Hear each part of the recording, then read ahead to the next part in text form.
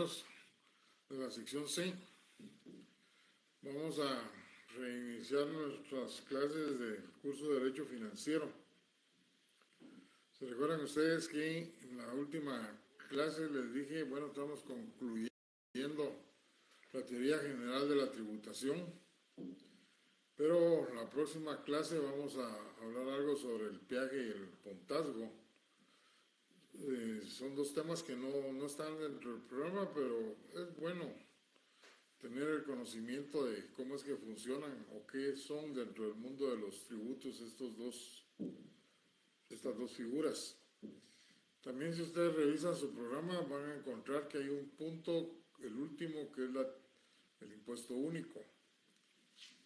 A propósito no lo expliqué porque es un impuesto utópico que realmente no ha podido prosperar a través de los cientos de años. Y digo lo que estoy diciendo, cientos de años. Sin embargo, para que ustedes dentro de sus conocimientos tengan lo que es el impuesto único, yo les voy a estar enviando un material que he tomado del libro de Ernesto Flores Zavala, Finanzas Públicas se llama. Y ahí podrán leer ustedes toda la historia del impuesto único. Tómenlo como una novelita pequeña, son 5 páginas. Y les voy a mandar un laboratorio para los que tengan interés de saber si captaron lo que leyeron, pues lo pueden llenar. Ya saben ustedes que conmigo los laboratorios son para los que quieran aprender, no para hacer puntos. Entonces los voy a estar enviando y vamos a iniciar la clase hablando precisamente del peaje. Cuando hablamos del peaje y del pontazgo son dos figuras feudales, o sea que nacieron en el estado feudal. Sin embargo, han trascendido a través de los años y siguen existiendo. ¿Qué es el peaje? ¿Es un impuesto o es una tasa? Pues depende de cómo esté funcionando.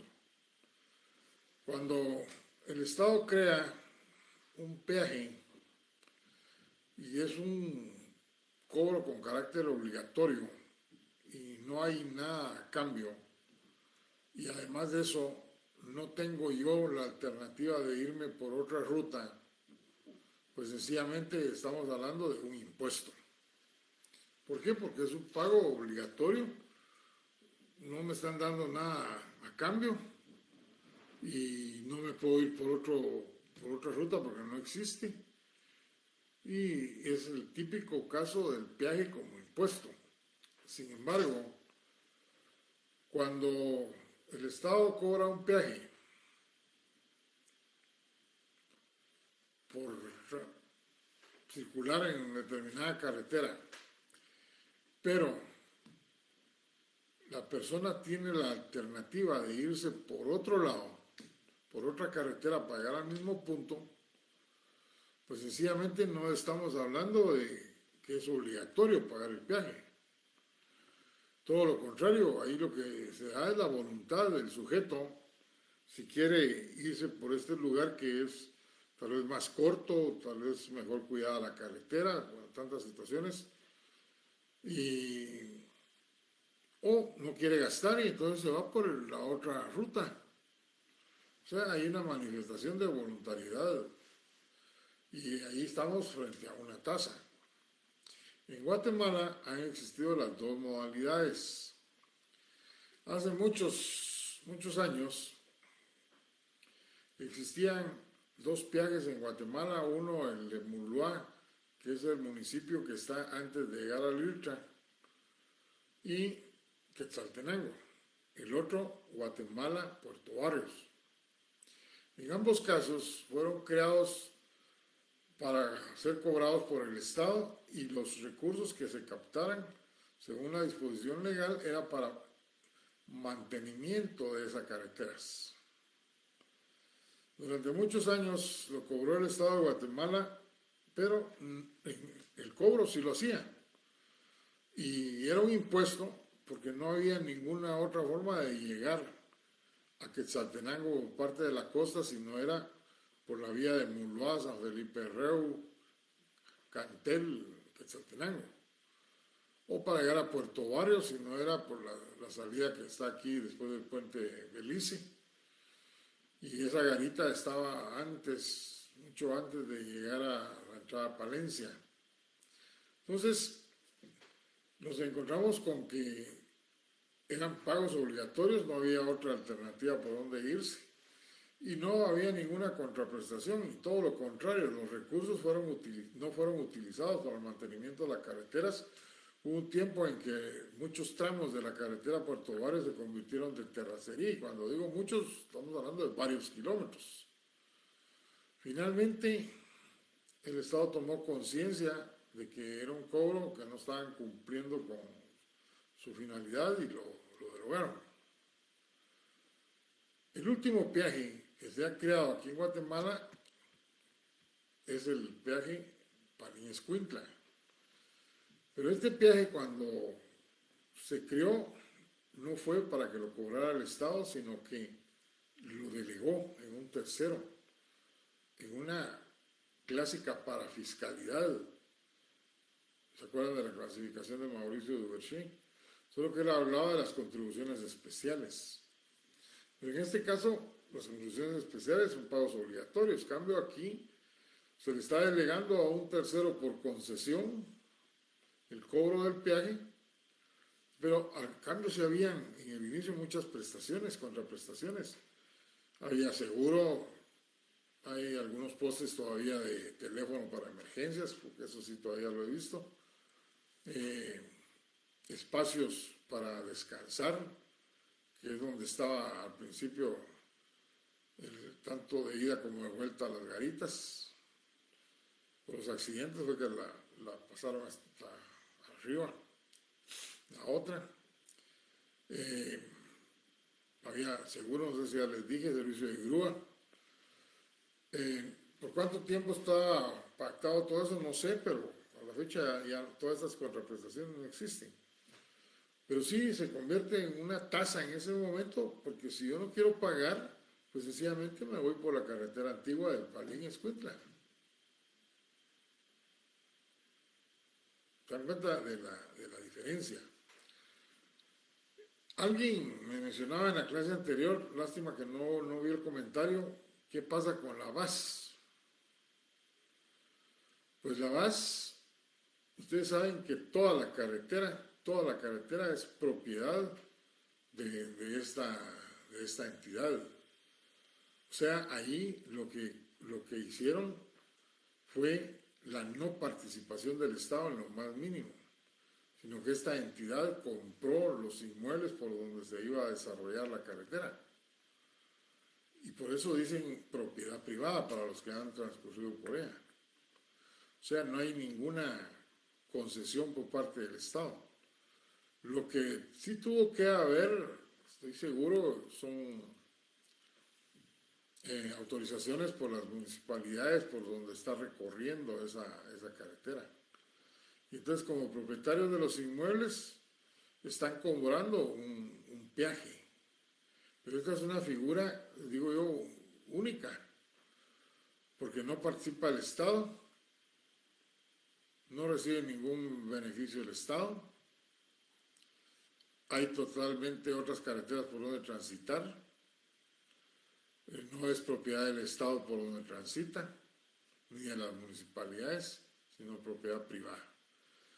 Bueno, con el tiempo vamos a tener la oportunidad de hacer otro análisis de esta nueva situación.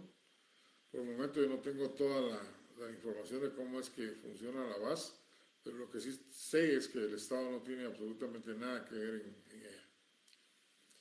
Es un programa que tiene que ver como lo relacionado con lo que están haciendo ahorita con la otra parte de la autopista que va de Escuintla para San José.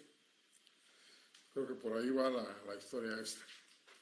Bueno, lo que yo intentaba o pretendo es que ustedes sepan cómo era que funcionaba, desde cuándo el peaje. O sea, en el pasado, en el estado feudal, era Si alguien iba a transitar de un feudo a otro y tenía que cruzar un intermedio, pues tenía que pagar por pasar por dicho lugar y le cobraban. Igual es el puntazgo, solo que el puntazgo se refiere al cruce de puentes. Si un mercader quería llevar sus bienes a vender a otro feudo y para ello necesitaba cruzar un puente, pues le cobraban por la utilización del puente. En la actualidad, aquí en Guatemala hay un puntazgo, dos hay. Uno que se refiere al que está en Iztapa para comunicarse con Puerto Rico, les digo Monterrico. Ese es un puntazgo que cobra la municipalidad de Iztapa. Y desde luego es un pago obligatorio, porque no existe otra forma de llegar a Monterrico por tierra si no es cruzando ese puente. Ese tiene un carácter eminentemente de impuesto. Aquí no hay voluntariedad. La única forma como yo podría llegar entonces a Monterrico, si no es por el puente, es por el otro lado de la carretera, por el lado de Tiapa, y para llegar a Monterrico usar un ferry que existe del otro lado para poder comunicarse. Mucho más tardado, mucho más lejos, etc. Bueno, entonces ambas figuras son de carácter feudal y que a la fecha existen. El otro puntazgo es el que está en la frontera de Guatemala-México. Cuando ustedes van a cruzar para Ciudad Hidalgo, pues les cobran por pasar por ese puente, o cuando van a pasar para llegar directamente a Tapachula también les cobran un puntazgo. Ahora vamos a iniciar el nuevo tema del programa. Ya vimos la primera fase de la actividad financiera del Estado, que es lo referente a la obtención de recursos. Hoy vamos a analizar lo referente a la administración de los recursos y es el tema del presupuesto público. El presupuesto es una institución que ya tiene muchos años de existir. Existió desde la época de las monarquías. En esa época ya se hacían presupuestos, pero era únicamente para administrar los bienes del rey, en lo que se refiere a qué captaba, qué recibía de recursos y en qué se lo gastaba. Sencillamente no existía una planificación, ni existía una proyección social, como se los dije al inicio del curso. 4 actividades eran las básicas que se realizaban en el Estado feudal: diplomacia, ejército, policía y... se me olvida la otra. Diplomacia, ejército, policía y seguridad, creo que era la otra cuestión. Bueno, lo importante es que conforme se da la evolución de la sociedad, es que cambia la función del presupuesto y hay modificaciones sustanciales. Inicialmente, ya cuando se da la Revolución Francesa, se crea la primera constitución del Estado en Inglaterra, pues ya se dan las condiciones para establecer que es un documento administrativo, pero además que es un documento de carácter contable que incide en la economía de un país y que desde luego tiene un carácter jurídico, o sea, legal. Estos 4 elementos que se le señalan al presupuesto, pues sencillamente son reales, son verídicos, porque el documento administrativo, por el hecho de que es la administración pública a través de la Dirección Técnica del Presupuesto, básicamente la que hace el presupuesto, prepara el presupuesto y es la administración pública la que ejecuta el presupuesto. Pero por otro lado, la administración pública lleva una contabilidad, la contabilidad del Estado, hay una dirección ahí en el Ministerio de Finanzas Públicas para saber cuánto está ingresando y cuánto se está erogando. Y las demás instituciones del Estado pues también llevan su contabilidad de sus propios presupuestos. Desde luego, estamos hablando de un documento administrativo y contable. Pero desde ya aquellas épocas de que se creó la primera Constitución, también el presupuesto empezó a tener un carácter legal. O sea, aprobado por los lores. Los demás países europeos acogieron esa idea y también hicieron sus propias constituciones en esa misma circunstancia. Sin embargo, yo en la actualidad, a este documento que establece los ingresos y los gastos públicos de un país, yo le agrego un factor político. Y es por lo que he observado a través de los últimos años. Y es el hecho de que el Congreso de la República, cuando tiene algunos intereses y que quiere que el Ejecutivo se los cumpla, lo presiona. Por ejemplo, en la aprobación de su presupuesto o en la aprobación de créditos públicos que están incluidos en el presupuesto. Pero el hecho de que estén incluidos en el presupuesto no significa que ya estén aprobados, sino que la aprobación de esos créditos es por separado, que lo tiene que realizar el Congreso. Y entonces es un mecanismo de presión política que han utilizado en los últimos años los congresistas para que en el famoso listado geográfico, que es donde están las listas de las obras que se van a realizar, se incluyan determinadas obras de determinados municipios. Ustedes ya saben las razones. En algunos no necesariamente, no es que no haya transparencia, en algunos sí hay por transparencia se pelea, pero la mayor parte no es con transparencia el asunto. Y entonces hay mucha presión política por parte del Congreso y si no le cubre el Ejecutivo, pues no lo aprueba. Y como la ley dice, y ustedes ya lo estudiaron, que es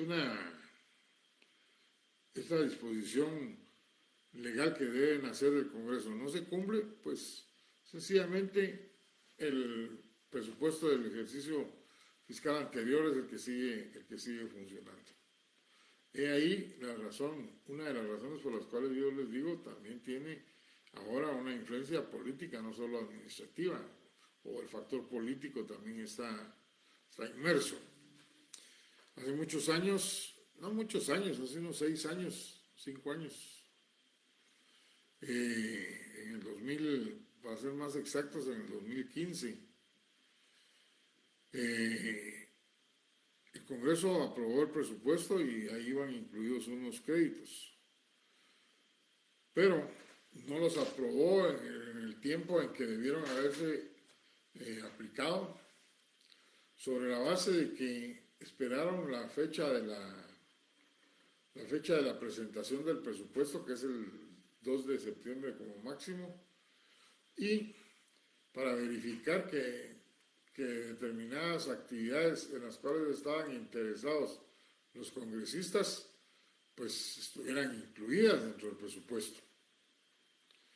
Y como no estaban incluidas, empezó la presión por parte del Congreso en no aprobar esos créditos. El ministro de Finanzas de aquella época, pues manifestó que para finales de septiembre ya no iban a haber recursos para cumplir con una serie de obligaciones, porque sencillamente el Congreso no estaba aprobando esos ingresos que estaban ya contemplados dentro del presupuesto de la Nación. Y la presión, ese pulso político que tenía el Congreso con el Ejecutivo, llegó a los extremos de que el Estado empezó a atrasarse con el pago de los salarios de septiembre de octubre, de noviembre, anunciaron que no iban a poder pagar aguinaldos. Por primera vez vi yo a un sector como el nuestro salir a manifestar. En el caso de los abogados técnicos auxiliares de la defensa pública en la Séptima Avenida salieron a manifestar reclamando que se les pagara, y a eso ya se empezaron a unir otros grupos, y cuando el Congreso ya vio que la bola iba creciendo conforme iban pasando los días, entonces ya a mediados de diciembre aprobó el presupuesto de esos créditos, y fue la forma como se pudo cumplir con las obligaciones y no completas. A mucha parte del sector público el aguinaldo se le pagó hasta en el mes de enero. La presión que le tenían también al ministro era que eran letras de tesorería. Y es cierto, la letra de tesorería es un mecanismo, ustedes lo leyeron ahí en la ley del presupuesto, es un mecanismo que tiene el ministro de Finanzas de obtener dinero a través de crédito interno. Pero la condición que se establece en la ley es que debe de estar cancelada esa letra de tesorería antes de que finalice el ejercicio fiscal. ¿Y cómo se iba a comprometer a sacar al mercado letras de tesorería si sabía que no iban a haber recursos para pagarlo? Y si sabía que hay sanciones penales para el incumplimiento. Era un suicidio político y penal por parte del ministro. De tal manera que al final lo aprobaron, pero ahí se vio que sí, el presupuesto, la existencia del presupuesto público también tiene ese factor político que en un momento dado puede tener mucha fuerza, como en los casos que les acabo de mencionar. Ya de los aspectos jurídicos les dije que surgió en el Estado feudal con las monarquías, pero evolucionó con la Revolución Francesa, y en el siglo XVII pues ya la Cámara de los Lores tenía la facultad de regular los ingresos y los egresos de Inglaterra, y así lo tomaron todos los demás países europeos. Creo que es la práctica de dejar tanto día de dar clases que me estoy poniendo afónico.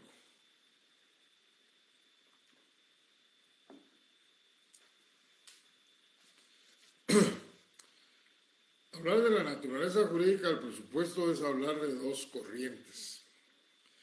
El pensamiento jurídico francés, con su mayor representante, Gaston Jesse, que dice que es un documento, es un acto administrativo, y se basan en decir que es un acto administrativo porque son los entes administrativos los que lo crean y lo ejecutan. Sin embargo, el pensamiento italiano establece esta corriente que no es un acto administrativo, sino que es un acto legal. Pues para que pueda surtir efectos debe ser aprobado como ley. Giannini es su principal exponente, y creemos, en lo personal, creo que la naturaleza del presupuesto es doble.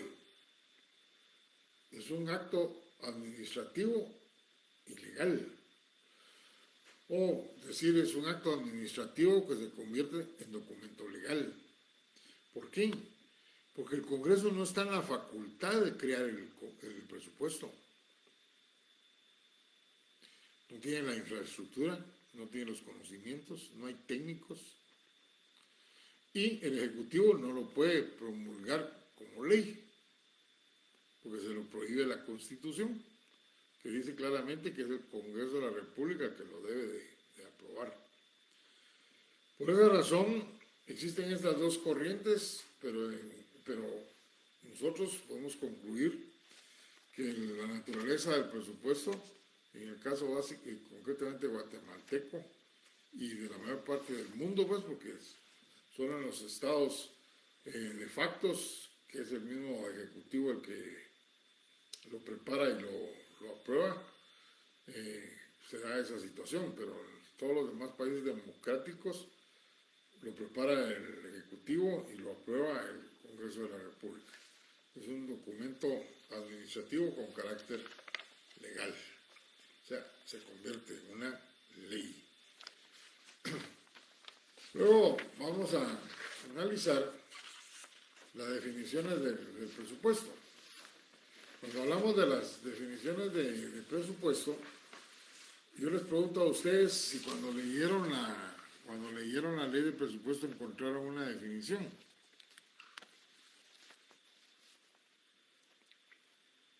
De los que la leyeron, porque hay muchos que no la leyeron. Y tal vez aquí me voy a hacer un paréntesis para contarles que cuando estaba calificando la práctica, de nuevo me volví a encontrar con ese problema de que muchos de ustedes trabajan en grupo, son dirigidos por uno o dos estudiantes, y esos estudiantes les dicen a ustedes la respuesta a la número tal es sí, tal artículo, y todos ponen exactamente lo mismo.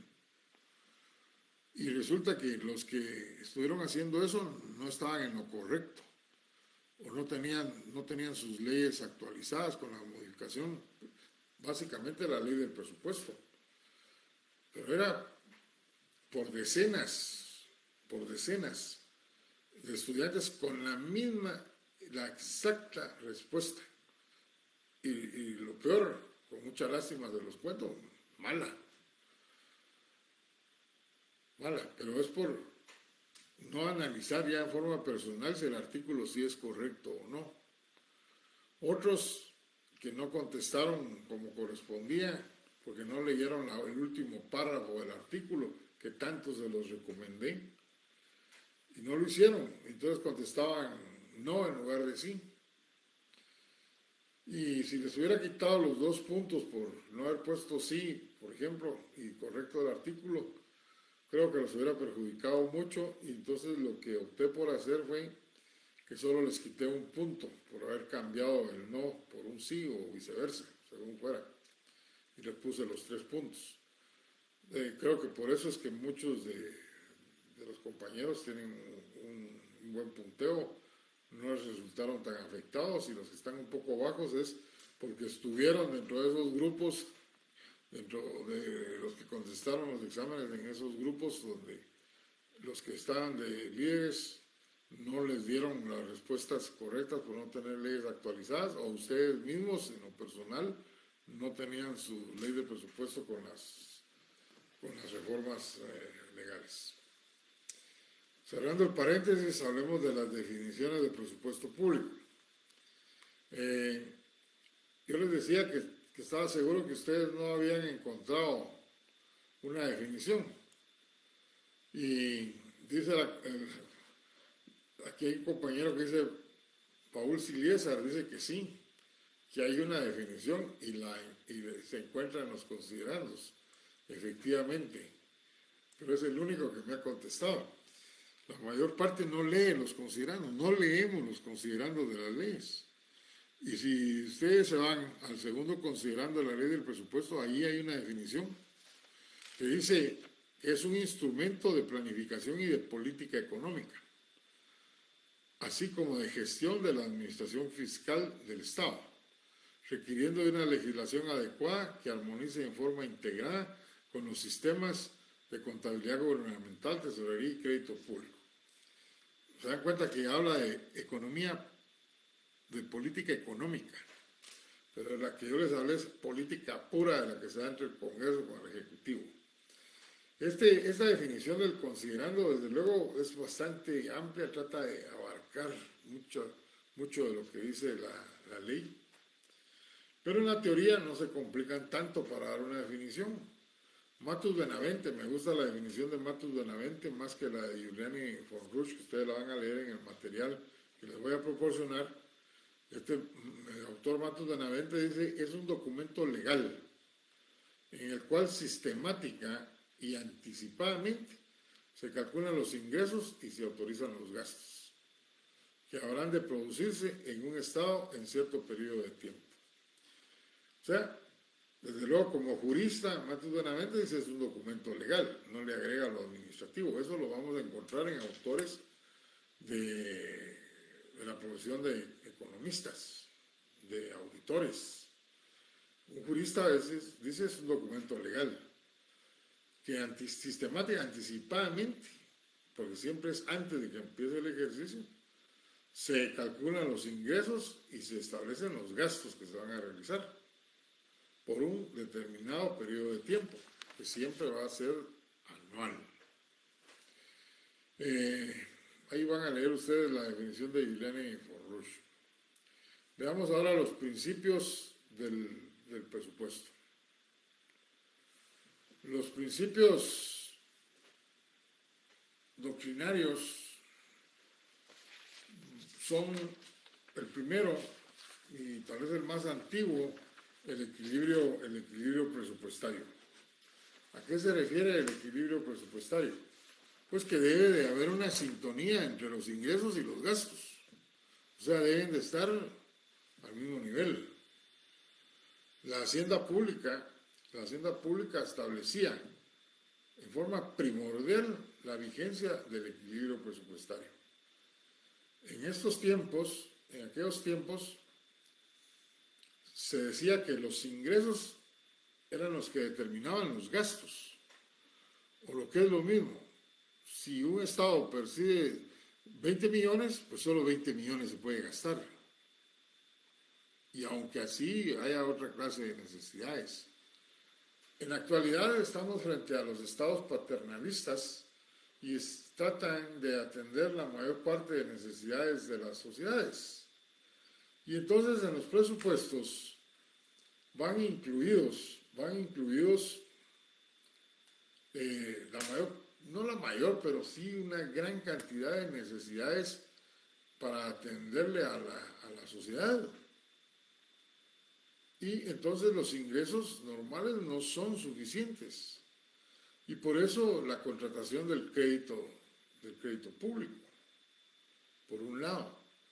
O por el otro, inflar los ingresos, como es el caso concreto de... Ustedes leyeron la ley de la SAT y tuvieron que leer donde decía que el Ministerio de Finanzas Públicas y la SAT tenían que firmar un acuerdo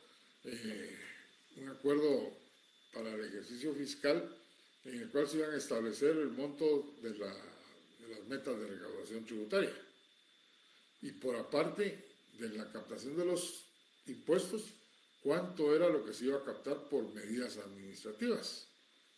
Las medidas administrativas básicamente hablamos de la fiscalización, por ejemplo.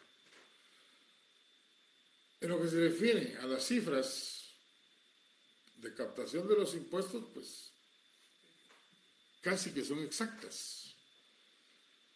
Los técnicos del Banco de Guatemala, del Ministerio de Finanzas, del Banco de la SAT, pues afinan esas metas y casi que son exactas, siempre y cuando no hayan fenómenos naturales que puedan afectar la actividad normal, como sucedió en el 2020 y 2021 con esto de la pandemia, que toda la actividad económica pues prácticamente se detuvo. Entonces muchos de los recursos tributarios no se captaron.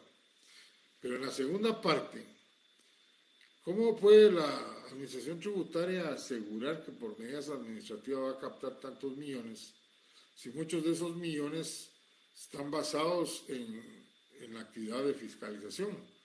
Y la actividad de fiscalización, en la actualidad muchos contribuyentes no pagan, sino deciden litigar en contra de la SAT, y si ahí no ganan, pues irse a los órganos jurisdiccionales.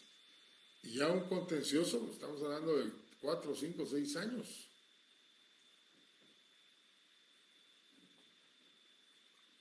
Y con esto más que cuando termine e inicie la SAT el Ejecutivo a través del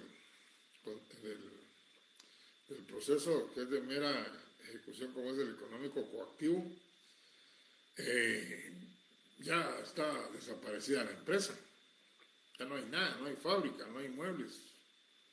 Lo digo porque me consta esa situación. Entonces es difícil en estos tiempos hablar de que se va a poner un presupuesto en el que va a haber equilibrio presupuestario ante el paternalismo del Estado, donde se están inflando en los últimos años de los presupuestos y son deficitarios además. Resultan deficitarios porque no se cumple con los ingresos que ahí se han pactado, se señalado. Y porque también los sujetos de la sociedad también presionan al Estado para que les atienda determinadas necesidades que muchas veces no están ni contempladas en el presupuesto. Y ante las presiones, el Estado cede y tiene que hacer transferencias presupuestarias, traslado de recursos de un ministerio a otro para poder cumplir. O sea, el equilibrio presupuestario en la actualidad no se da. Sin embargo, Héctor Villegas en su obra dice que el desequilibrio presupuestario se puede dar en los presupuestos, siempre y cuando esa diferencia, ese déficit, sea producto de proyectos de inversión. Un proyecto de inversión es aquel en el que el Estado va a gastar, pero al final va a empezar a percibir recursos. Pero Guatemala no es el caso. Guatemala no tiene proyectos de inversión. Y es por eso la duda que en los medios se ha estado señalando sobre esa ampliación presupuestaria de los 1,000 y pico de millones de saldo del ejercicio anterior, porque no es para algún proyecto de inversión, sino para mantenimiento de carreteras. Ni siquiera dice que es por la construcción de una nueva carretera, por ejemplo la carretera que cruzara todo el Pacífico, por decirles algo, como un proyecto, o la construcción de un nuevo puerto o aeropuerto, ¿no? Mantenimiento de carreteras y un menor porcentaje para salud pública y educación. Tampoco dice que es para construir edificios de nuevos institutos con nuevas tendencias técnicas, que es lo que se está requiriendo en la actualidad, o de salud, de construcción de nuevos hospitales. O sea, muy vaga la información y la forma como se está aprobando. Bueno, ahí tienen ejemplos de cómo es que funciona el equilibrio presupuestario en la actualidad. Luego está el principio de anualidad. El principio de anualidad surgió a partir del siglo XVII, con las prácticas realizadas en Inglaterra, continuadas por Francia, y se estableció que para que hubiera mayores controles y transparencia en el gasto y mejor control de lo que se recauda, el ejercicio debería ser anual. Esa anualidad varía de país a país. Por ejemplo, nuestro periodo anual es del 1 de enero al 31 de diciembre, pero hay otros países, y bastantes, que es del 1 de abril al 30 de marzo. Otros que coinciden con mucho de Estados Unidos, que es del 1 de julio al 30 de julio. O sea, depende de los intereses de cada estado. A eso se refiere el principio de anualidad. Nosotros, ese periodo anual está plasmado en el artículo 6 de la Ley Orgánica del Presupuesto. Luego viene el principio de unidad. El principio de unidad, perdón,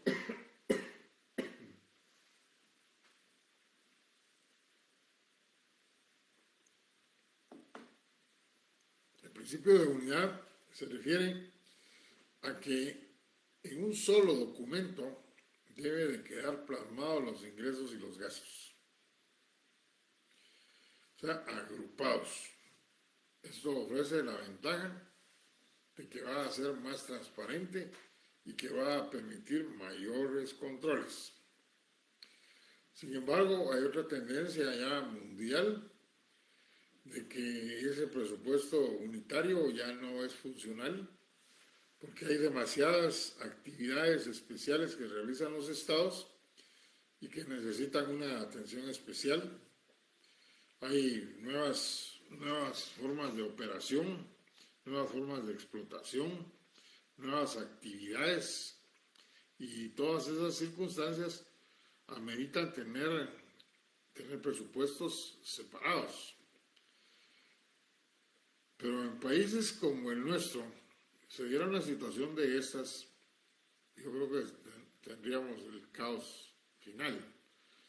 Porque si con un presupuesto unitario la Contraloría General de Cuentas no tiene la capacidad, porque esa es la realidad, no tiene la capacidad humana para poder controlar el cumplimiento de todas las normas de auditoría contables que tienen que ver con el gasto público, pues sencillamente fraccionando los presupuestos de cada institución sería aún peor, no podría controlarlos.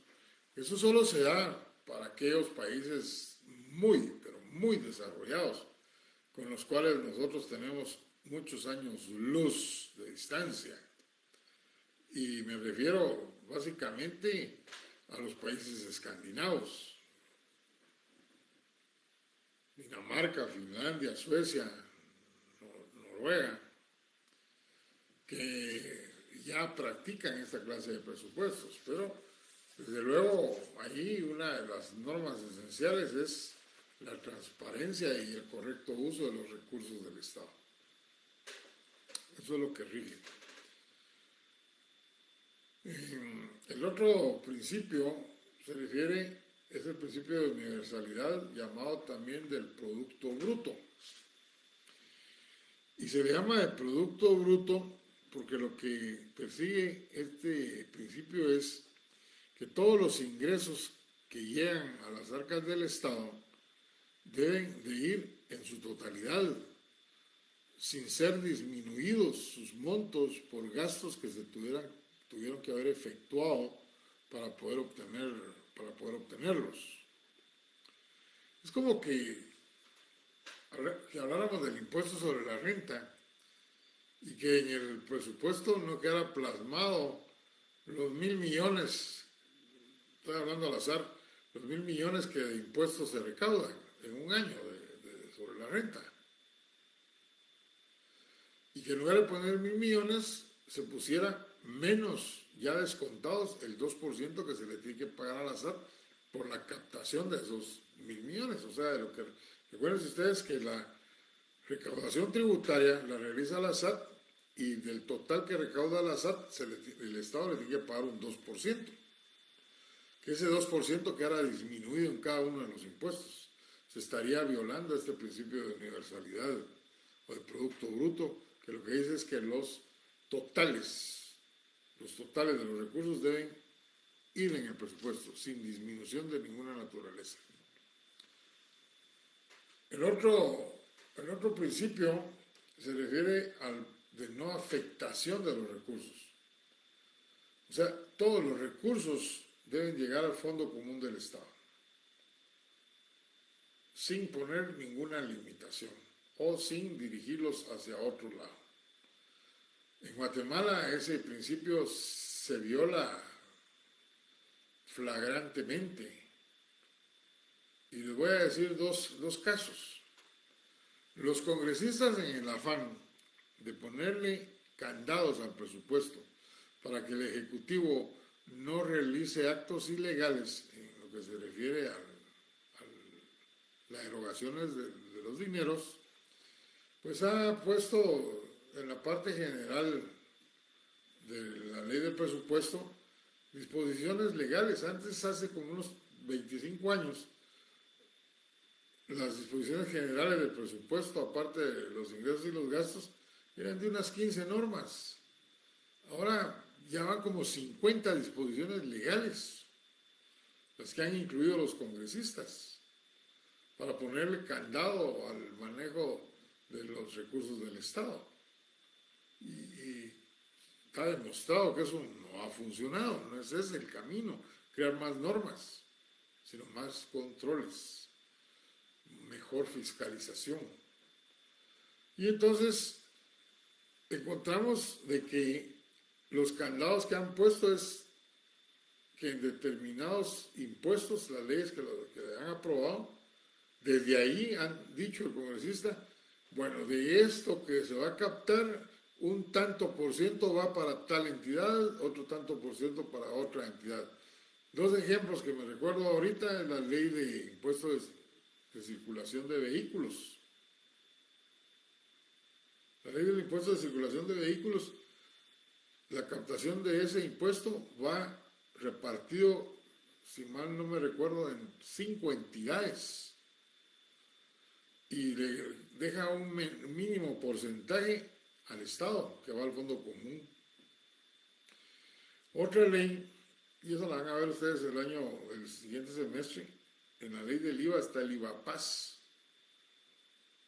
Para que las municipalidades no siguieran cobrando, se recuerdan que les dije yo, creando más arbitrios, pues el Estado decidió mejor darle de una vez recursos. Y en la ley del IVA está contemplado cada cuánto es que el Estado le debe entregar a las municipalidades en atención a la categoría de municipalidad un porcentaje de lo que se recauda del IVA. O sea, le han amarrado las manos al Ejecutivo para que pueda disponer de esos recursos. ¿Y será que estas municipalidades los utilizan en forma correcta? Ustedes ya saben que muchas municipalidades no utilizan esos recursos tributarios para beneficiar a los particulares, sino que se benefician en forma personal los que están a cargo. Ahí están los casos penales donde corporaciones completas han sido objeto de procesos penales. Corporaciones completas, a excepción de uno o dos que han razonado su voto cuando se han dado esas situaciones de malversación de fondos. Y el último es el principio de legalidad. El principio de legalidad está fundamentado en el artículo 237 de la Constitución. Ahí se establece que, aquí lo tengo a la mano, se establece que el presupuesto aprobado del Estado, aprobado para cada ejercicio fiscal de conformidad con lo establecido en la Constitución, incluirá la estimación de todos los ingresos a obtener y el detalle de los gastos e invertir o por realizar. Y por aparte, las funciones y atribuciones del Congreso de la República, en el artículo 171, literal D, se dice que debe de ser aprobado o improbado anualmente por parte por parte del Congreso de la República. O sea, es un documento legal confirmado que sí, el principio de legalidad es el básico para que pueda empezar a funcionar, para que pueda ser ejecutado por parte de la administración pública, debe de ser aprobado por el Congreso, tener carácter de ley. Me siento un poco afectado de la garganta. Nos quedamos con los compañeros de la otra sección pendientes de las clases de presupuesto y formas de control presupuestario. Solo me faltó, para que quedaran ustedes iguales, lo que son los momentos presupuestarios. Pero con ese tema voy a empezar el próximo día. Muy bien, solo quiero unos comerciales. Ustedes ya vieron las notas y se dieron cuenta que la mayoría pues pasó la mayoría tiene muy buenos resultados. Muy pocos están abajo de 40 y demasiado pocos están sin zona mínima. Estos demasiado pocos que no llegaron a zona mínima es porque no siguieron mi consejo de hacer zona en el primer parcial. Y y ya con el segundo parcial pues tampoco estudiaron y esa es la razón por la cual no llegan a zona mínima. Lo que les quiero recordar es que no me vayan a estar escribiendo pidiéndome que les deje trabajos, porque yo desde el principio del curso dije que yo no dejaba trabajos. Que no llegó a zona mínima, lo único que puede hacer es pedir revisión de examen. Pero también les indiqué en aquella oportunidad que mi margen de error es un punto para arriba o un punto para abajo. Entonces, esto les da la pauta a ustedes. Si alguien tiene, por ejemplo, 25 puntos y me pide revisión de examen, que no vaya a creer que con la revisión va a poder llegar a zona mínima. Es imposible. Sin embargo, yo respeto el reglamento y el que me pida revisión yo se la voy a dar, ¿no? Para que salga de sus dudas. Antes lo hacíamos presencial, en la actualidad no se puede. La carta, la solicitud, mándenmela directamente a mi persona, a mi correo que es henryalmengora@gmail.com. No tienen que estarlo mandando a la coordinación, es doble vuelta. Pues mándenmela a mí de una vez, ellos no tienen que autorizar nada. Y así tengo yo un mejor control y nadie se va a quedar sin la revisión. Pues en dado caso no me la mandaran. Los compañeros que estoy leyendo yo que tienen problema con su nota, el día de mañana yo voy a estar en la oficina y voy a darles respuesta a cada uno de ustedes una vez que tenga a la mano los exámenes y los listados. Tenemos, al principio no lo dije, pero sí les cuento que solo tenemos 5 clases para el examen final. 4, 2 esta semana, 2 la otra y 1 la siguiente, y el martes ya tienen examen. Estoy pretendiendo terminar el curso la semana entrante para no forzarlos a ustedes a recibir clases el lunes, un día antes del examen, de un examen final. Yo creo que vamos bien, solo nos falta el tema del gasto público, el crédito público y la política fiscal. Creo que sí vamos a concluirlos. Bueno, señores, que tengan ustedes buena noche y nos vemos el día miércoles. Que todos estén bien.